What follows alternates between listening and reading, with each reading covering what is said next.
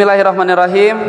Assalamualaikum warahmatullahi wabarakatuh. Waalaikumsalam warahmatullahi wabarakatuh. Apa kabar sahabat sekalian? Berjumpa lagi di channel kesayangan kita. Dan alhamdulillah pada malam hari ini kita bertemu kembali dalam tema pojok kesehatan. Ya, jadi insya Allah malam hari ini kita akan berbincang-bincang santai dengan narasumber kita yang untuk sebagian kalangan sudah tidak asing lagi ya. Tapi nanti kita akan mengenal sosok beliau. Ya, beliau adalah salah satu teman dekat kita juga ya di sekitaran pekerjaan tentunya. Dan pada malam hari ini sahabat sekalian, beliau akan sharing terkait dengan bagaimana menjadi seorang dokter keluarga. Ini menarik sekali ini ya. Bayangkan di keluarga itu ada dokternya. Oh mantap ya, itu. Ya nanti kita akan berbincang-bincang seperti apa, dan tentunya juga nanti ada tips-tips tersendiri bagaimana menjadi dokter di keluarga itu apabila ada suatu dalam tanda kutip masalah kecil paling tidak bisa menangani ya. Baik, untuk mempersingkat waktu, jadi kita kenalan dulu dengan narasumber kita. Dalam hal ini adalah Bapak Wahid ya. Untuk lebih jelasnya mungkin Pak Wahid bisa mengenalkan diri, Pak, silahkan. Ini memperkenalkan dirinya pakai bahasa apa? Bahasa. Bapak asli mana nih? Asli Karawang. Saya asli Jawa. Ya, dari nadanya udah ketahuan sih. Ketahuan ya medoknya. Iya, dari Medan. Silakan Pak Wahid. Oke, terima kasih. Nyebutnya Pak sahabat? Boleh, bebas. Oh, bebas. Kalau kita kebetulan di sini sih manggilnya memang seringnya adalah sahabat. Kalau sahabat ya. Terima kasih sahabat. Saya nyebutnya sahabat juga. Banyak sahabat ya. Oke. Assalamualaikum warahmatullahi wabarakatuh. Waalaikumsalam warahmatullahi wabarakatuh. Alhamdulillah pada kesempatan ini saya dikasih kesempatan memperkenalkan diri, bahasanya kan gitu. Betul. Memperkenalkan diri dulu. Terima kasih. Nama lengkapnya Muhammad Abdul Wahid. Tapi biasanya disingkat M Abdul Wahid. M Abdul Wahid. Kalau kita manggilnya Pak Wakil. Pak Wahid jangan Pak Wakil, Pak Wahid gitu ya. Ya, saya asli Jawa Timur, tepatnya di Kota Malang. Oke. Di Kerawangnya udah berapa lama? Di Kerawang dari tahun 2007. 2007. Ya, hampir sama dengan saya ya, dulu sama, barengan dulu. Ya, benar, barengan gitu. Betul. Di pabrik yang sama di ya. Pabrik gitu. yang sama, di tempat yang sama ya. Subhanallah. Alhamdulillah sampai sekarang masih dikasih istri 1, anak 1. Ya. Ada rencana nambahin. Jangan cukup. Ntar kedengeran sama yang di rumah nih. Cukup. Baik. Ya, itu. Nah, Pak Wahid itu ada dari tim Pusdaka nih Pak Wahid ya. Jadi sahabat sekalian, sebetulnya kita ngundang Pak Wahid ini udah cukup dari lama juga ya, tapi dengan kesibukan beliau yang luar biasa baru kesampaian malam hari ini. Makanya ini bersyukur banget nih bisa diniatkan dari rumah sampai bawa handuk, sampai bawa mandi di sini segala, subhanallah. Nah, Pak Wahid, ngomong-ngomong tim Pusdaka nih apa nih Pak? Jadi tim Pusdaka ini tempatnya dulu ya. Betul. Ada di Rengas Dengklok. Tepatnya di perumahan Pesona Galang Surya. Pusdaka ini dibimbing oleh suhu kita, Ustadz Sumindar Wahyu Widodo. Terkenalnya Abi Wahyu biasanya. Abi Wahyu. Pusdaka ini bergeraknya kan ini kepanjangannya pelayanan umat sehat, dakwah dan amali. Pusdaka itu kepanjangan itu. Pusdaka itu kirain saya tuh pusat dakwah apa gitu. Ternyata singkatan dari itu ya. Pelayanan umat sehat, dakwah dan amali. Jadi pergerakan utamanya memang di kesehatan. Pergerakan utamanya di kesehatan. Tapi di Pusdaka ini ada DTA, ada anak yatim ada. Ya, anak yatim itu masih ikut DTA di situ. Belum tinggal di situ. Saya gabung di Pusdaka 2019. Padahal saya tinggal di perumahan situ kan satu perumahan deket banget. 2010 9 tahun ya. Baru ketemu 2019. Baru ketemu luar biasa Pak Wahid ini. Nah, sebelumnya sih saya cuman beli herbal gitu, Saya beli herbal di Pusdaka. Ya, awalnya ngobrol. Saya cerita, saya itu punya keahlian, saya bilang gitu. Jadi awalnya saya yang memperkenalkan diri sama Pak Wahyu. Saya punya keahlian mijit, saya bilang. Tapi mijitnya mijit tradisional, mijit beneran gitu ya. Mijit gitu doang. Mijit yang dalam tanda kutip apa namanya, tidak ada sebenarnya kalau keilmuannya nggak ada gitu, nggak ada, cuman main feeling sama keturunan kayaknya sih. Jadi ibu saya keturunan dari ada. Ibu ahli saya pijit. itu ahli pijit. Dulu sering nolong orang dengan pijit gitu. Dan alhamdulillah saya juga orang yang habis saya pegang itu ya, habis saya dipijit itu kok enakan gitu. Gitu. Jadi lama-lama tangannya ada feelingnya, ngerasain oh ini sakit, ini enggak itu. Tapi Pak Wahid sendiri menyadari bahwa Pak Wahid punya keahlian itu sejak kapan sebetulnya?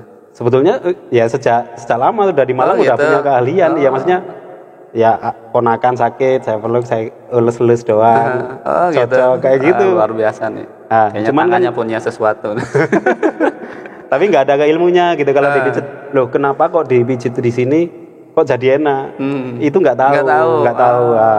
Pas gabung sama Pusdaka, di sini tempatnya ternyata digali lagi ya. Betul. Subhanallah. Jadi kalau dulu kebanyakan orang kalau pijit itu kan harus keturunan gitu ya. Padahal enggak, ternyata pijit itu bisa dipelajari. Bisa dipelajari. Nah, tapi pada saat kita mempelajari pijit, Pak, kan anggota kita nih terutama yang awam, katakanlah saya yang ingin mempelajari tadi menjadi dokter keluarga gitu. Paling tidak kan memijit anak ataupun anggota keluarga yang lain. Nah, kita kan nggak tahu nih anggota tubuh kita yang yang sakit yang sebelah mana dan lain sebagainya. Nah, ini mungkin ada satu kekhawatiran gitu. Jadi, nanti ada efek negatif atau seperti apa untuk pemula gitu. Betul, untuk pemula itu kira-kira seperti apa itu? Jadi sebenarnya gini, yang di Pusdaka sini punya namanya pijit itu OTS. Organ otot tulang saraf. Jadi nanti dibagi di situ ada OTS dasar. OTS dasar itu ada 7 titik misalkan. Ya, awalnya ya kayak gitu. Betul. Kita tahu 7 titik OTS itu, kita praktekin dulu. Dan dibimbing, Pak bener enggak ini kan? Gitu. Setiap 2 minggu sekali kita ketemu, nyobain praktek OTS tadi itu. Jadi memang Pusdaka ini memang menerima istilahnya pelatihan seperti itu ya? Betul. Jadi kalau dulu saya keahliannya cuma mijit. Nah, sekarang saya bekam, alhamdulillah bisa. Luar biasa nih. Akupuntur bisa.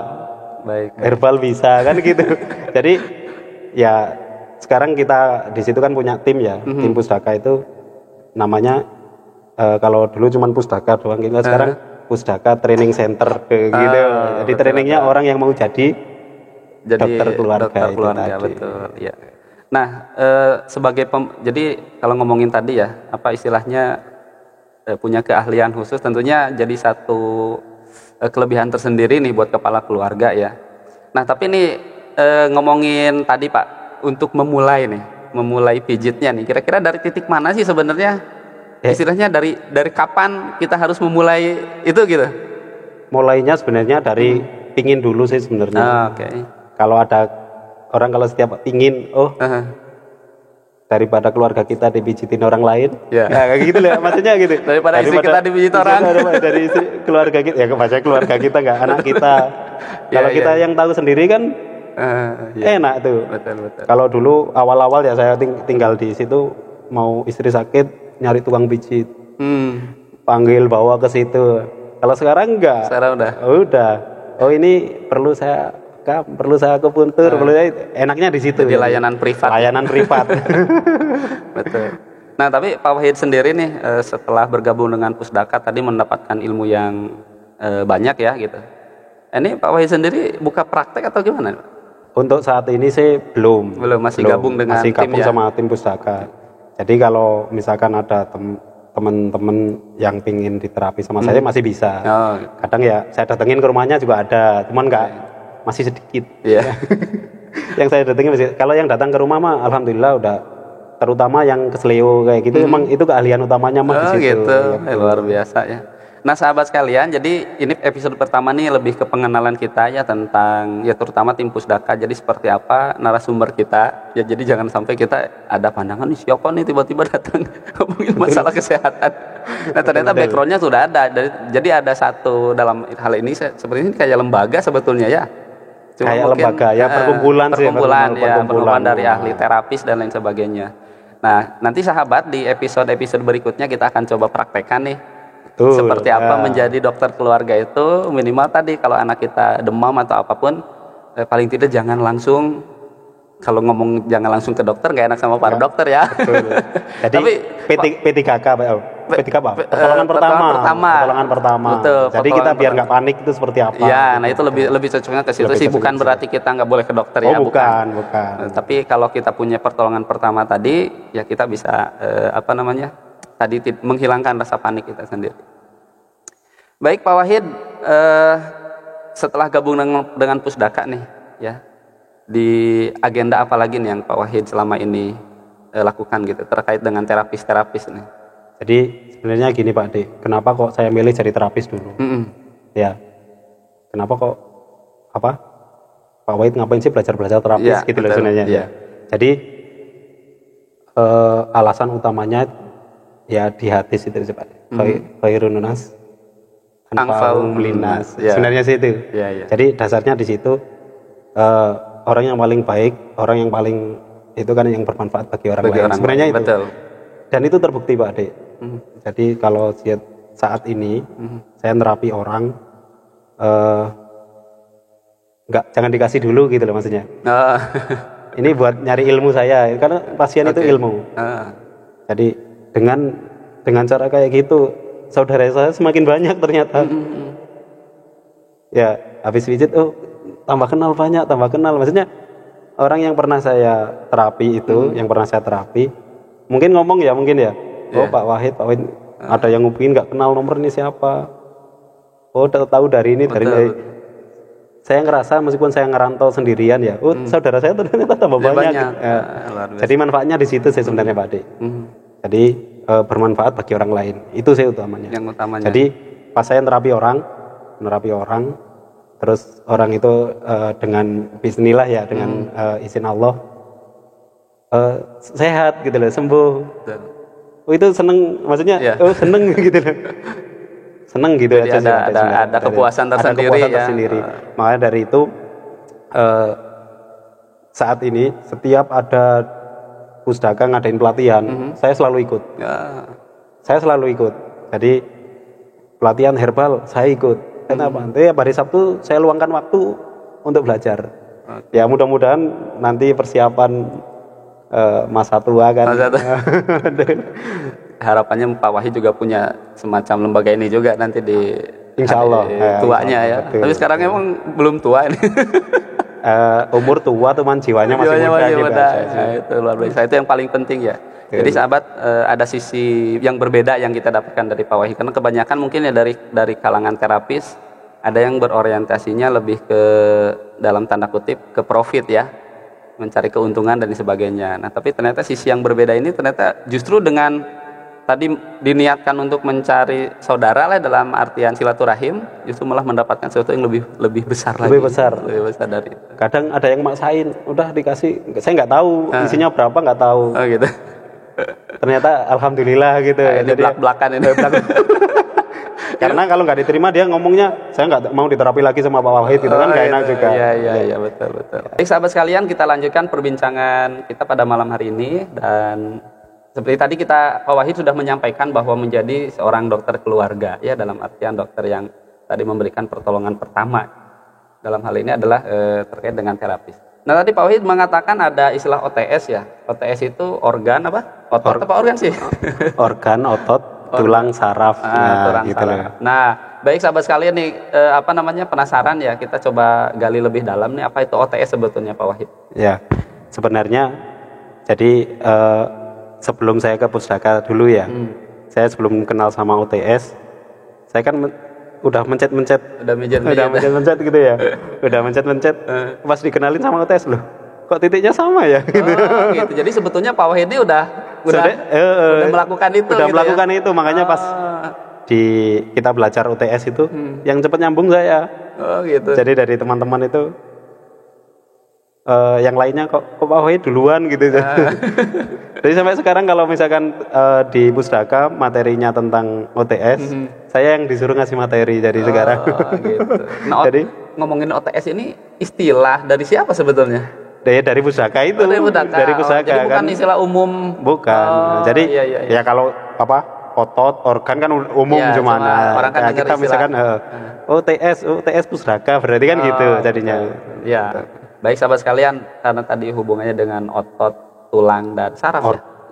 Organ, tulang, saraf. Organ, tulang dan saraf. Nah, kita coba nih Pak Wahid, barangkali sahabat di rumah penasaran seperti apa sih salah satu contoh dari OTS itu. Ini contoh ini. Betul. Ini manggilnya kakak Alif apa adik Alif?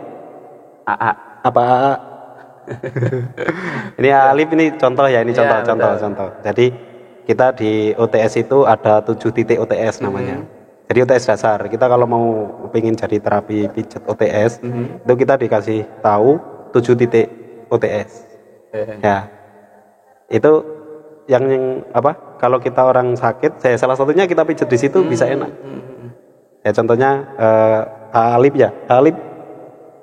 lagi batuk. Ya, ini lagi batuk nih. Lagi batuk, contoh ini. Ya. Jadi, langsung batuk.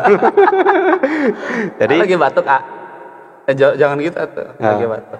Jadi OTS 1 itu sebenarnya di leher. Leher. Di leher sini nih. Di leher sebelah sini nih. Okay. Nah, kali ini yang pertama di leher, kemudian yang kedua? Yang kedua sebenarnya di kaki. Okay. Di kaki di pas pergelangan di sini nih, di kaki. Ya. Di kaki nggak kelihatan. Ini. Ada di kaki. Kakinya kotor banget itu. Nggak kelihatan kotornya. Lah, ya kotor setelah dilihatin. Yang ketiga di balikat. Balikat. Makanya tadi pas Alif batuk, saya pijet di belakangnya di balikatnya enak katanya kan. Iya. Ya enak ya Alif ya. Loh. Enak. Katanya ini ngurangin batuk kan gitu. titik OTS OTS 3 balikat. Gitu. Ini enak di sini. Enak enak sekali. Kalau anak kecil kan jujur. Iya. Gak bisa dibohongin dan nggak bisa dibohongin, nggak bisa bohong. Itu jadi, yang ketiga ya, yang ketiga. Yang ketiga ini ya tadi ya. Yang keempat di belakangnya ini lutut. Lutut. Nah, yang keempat yang kelima ya, kelima. Ini di pergelangan tangan sini. Di pas apa namanya? Sikunya, tapi nanti kita nyarinya di sebelah, jangan pas di gitu. Tekukannya. Okay. Sini kan ada kelenjar getah bening, kalau salah mijit nanti pecah bengkak malah. Gitu. Oke. Jadi di bawahnya sini nanti kita cari. Jadi memang harus ada ya, apa istilahnya? Ada ilmunya betul. Ke sembarangan. Itu kelima ya. Keenam di perut. Bukan di belakang. Kalau bahasa kita namanya titik singkel bolong. Gitu. Kalau di OTS itu namanya singkel bolong. Jadi itu di sebelah mana dari posisi di area tulang belakang. Di tulang ekor ya. Tulang ekor. Sekitaran situ. Iya. Nanti itu bisa kita pijat, bisa karena benerin tulang belakang kan teman-teman sama saya sebentar gitu bisa kan gitu. Iya. Jadi yang ketujuh itu di depan di dada. Di dada. Ini Alif kan tadi batuk. Titik ketiga sama titik ketujuh. Ini yang sakit, ini sakit ya. Ini sakit kalau ya. Jadi yang kita oles-olesin kalau anak kecil nggak boleh ditekan. Caranya gitu. Makanya kita kalau belajar biar dapat ilmunya. Iya. Cuman dielus-elus kayak gini doang, udah enak. Gitu ya. Ini sama gini doang udah enak ya, ada. Jangan minta pijat sama Abi ya. Jadi itu tadi tuh. Nanti kalau mungkin belajar lebih detail ya nanti episode berikutnya. Nanti kita akan bahas satu-satu nih. Betul. Ya. Mana sih yang katanya tadi titiknya. Betul, gitu. Kita lebih detail ya. Betul. Nah, sahabat sekalian, nanti kalau ada pertanyaan silahkan bisa ditulis di kolom komentar ya untuk dibahas di episode berikutnya. Keluhan-keluhan seputar penyakit ringan ya. Betul. Nah, nanti bisa kita coba bahas dan kita praktekkan bagaimana untuk menterapinya gitu. Tapi kalau sendiri bisa nggak Pak Wahid? Mandiri gitu, apa harus sama orang lain? Jadi bahasanya gini Pak Ade ya. Pak Ade apa Mas Ade? Apa aja dah. Ade. Kalau Pak Ade kelilipan bisa niup sendiri nggak? Nggak bisa. Itu. Gitu. Berarti Pak Wahid kalau ada yang dirasa nggak bisa. Saya kan ke Abi Wahyu. jadi betul ya. Istri saya ajarin bekam. Saya jadi sebelah sini saya ngarahin. Begitu. Jadi gitu, betul. Jadi di Betul rumah juga, ya. Keluarga kita juga kita ajarin terapis. Oke. Gitu sih Pak Ade. Baik, luar biasa ya.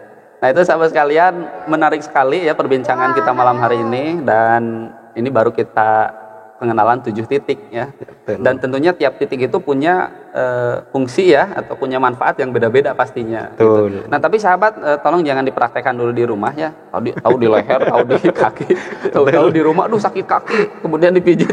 Betul. Posisi itu ternyata ada tadi ya, kalau tidak tahu teori dan tidak tahu ilmunya bisa juga berbahaya, seperti tadi getah bening, bisa pecah dan lain sebagainya. Nah, makanya tonton terus di episode-episode yang akan datang ya, saksikan. Kemudian kalaupun ada sakit kepala dan lain sebagainya, nanti kita akan bagaimana menterapinya supaya paling tidak meringankan ya